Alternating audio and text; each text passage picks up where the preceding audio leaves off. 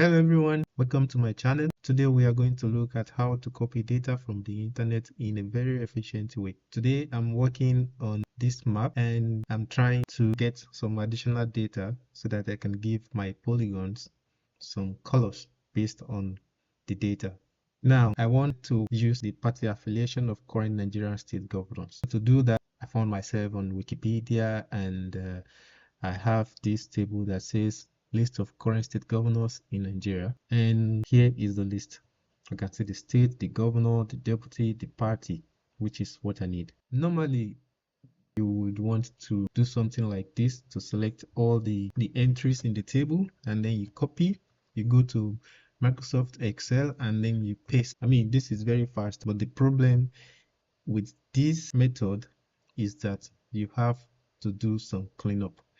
Now this is just 37 records, but imagine you do this for let's say you have 1000 plus records, then you have to go through it and copy, paste, change format, and do all sort of things, remove the images and so on. Instead of doing this, this is what you should do.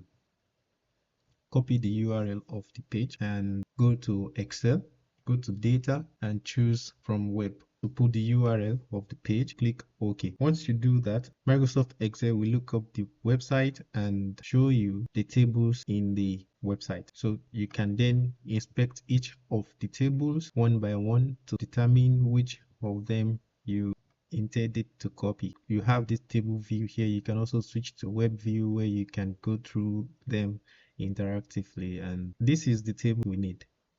This one or this one. This one contains the heading, but this one doesn't. So I'm going to choose this one with the headings. And once I select this, all I need to do is click load. And Microsoft Excel will bring the data for me. This is possible because all these tables we see on web pages, they have a corresponding table tag in HTML. So if we inspect the page and we use this selector and click any of the table, we can see here that we have the table tag and we have the table head, the table body that contains the table rows, and each table row contains table data.